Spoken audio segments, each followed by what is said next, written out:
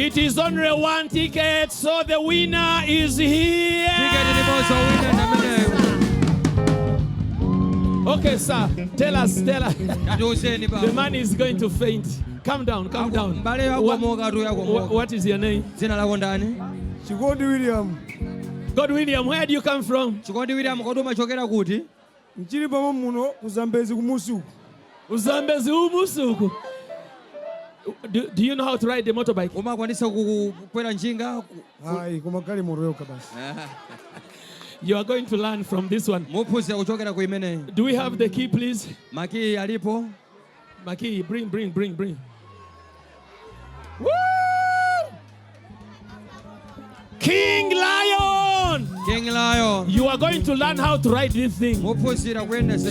So what are you going to do with it?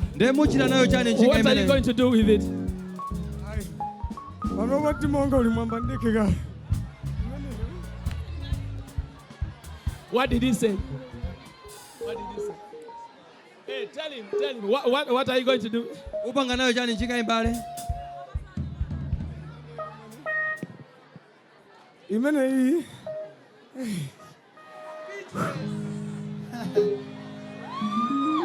I didn't understand. Amwere matsika eti.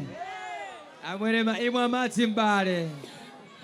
Even me, can they give me mazi? Ineso nipatse ni mazi ni mwere basi. Zimene zachitika siri kuzimvetsetsa buno bwino.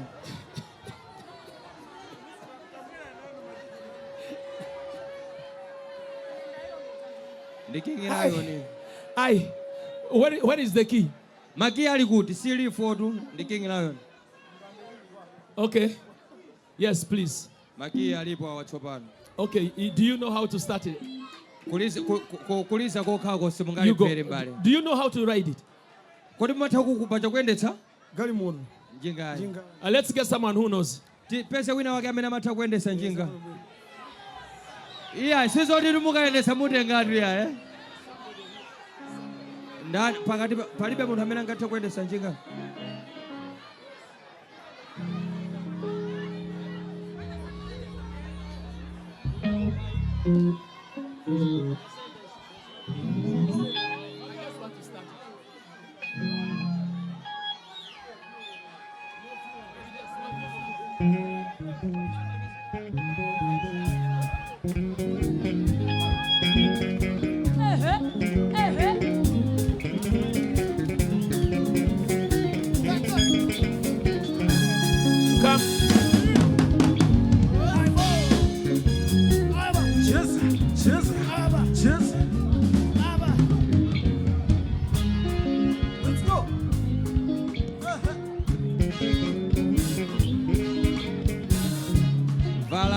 Valambale.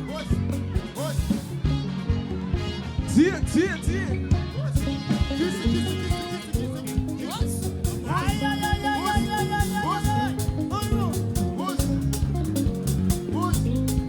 Haibo.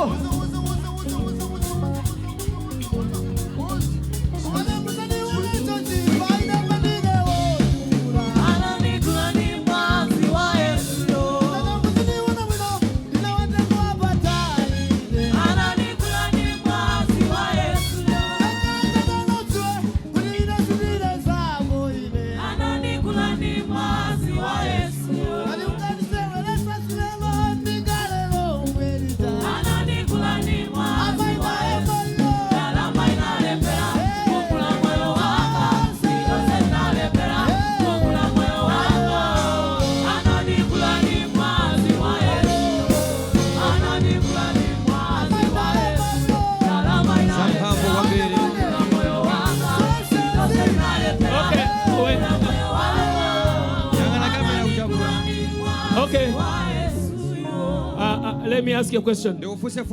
Are you married? Yes. This is for your wife.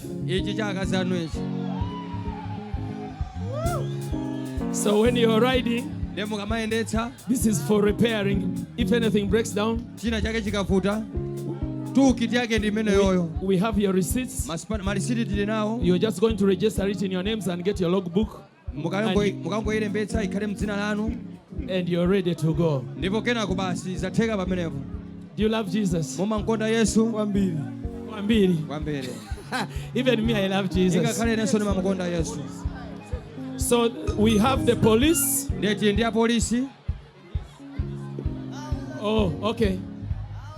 This one, the glasses you put on the helmet. Galasi timayika kutsogoloko kutchingira mphepo. So that the wind will not disturb you. Mphepo isakakusokoneze. Oh, okay. We have to open it so that the wind will not disturb you. Now you are the winner, my brother. All right, listen to me, people. I just want to tell you one thing. I'm from Uganda. But I love the way people of Malawi they behave. This man has won. And you're all happy for him. God bless you so much. Can I pray a blessing for you? Can I pray a blessing for you? Okay, lift your hand and I pray for you. Father, in the name of Jesus, I pray for these people of Malawi. I bless them today.